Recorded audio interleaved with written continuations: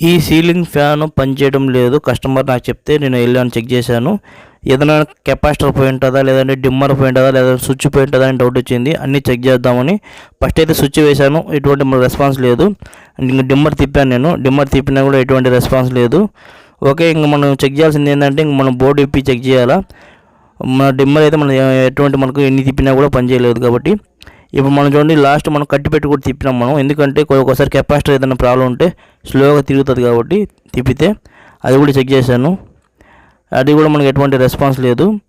Okay, ఇప్పుడు మనకు capacitor కాదండి, బోర్డులో ఏదో ప్రాబ్లం ఉన్నట్టున్నది, లేదంటే ఫ్యాన్లో ప్రాబ్లమా చెక్ చేద్దాం. ఎప్పుడైనా సరే మీ ఇంట్లో ఫ్యాన్ పనిచేయకపోతే ఎలా చెక్ చేయాలి ఈ వీడియోలు చూసి నేర్చుకోండి ఈజీగా.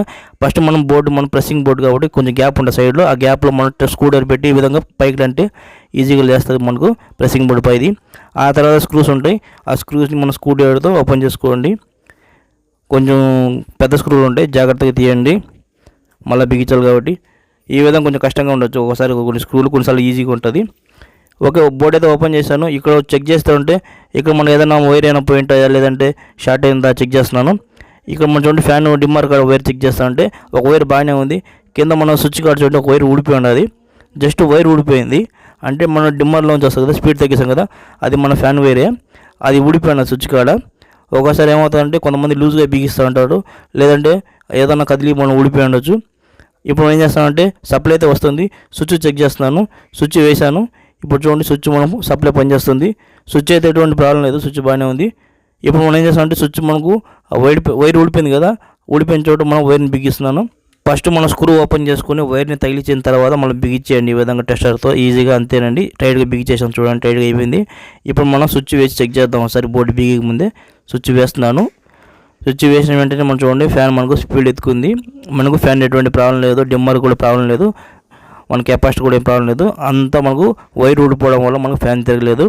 ఓకేనా, ఈ విధంగా జరుగుతూ ఉంటాయండి.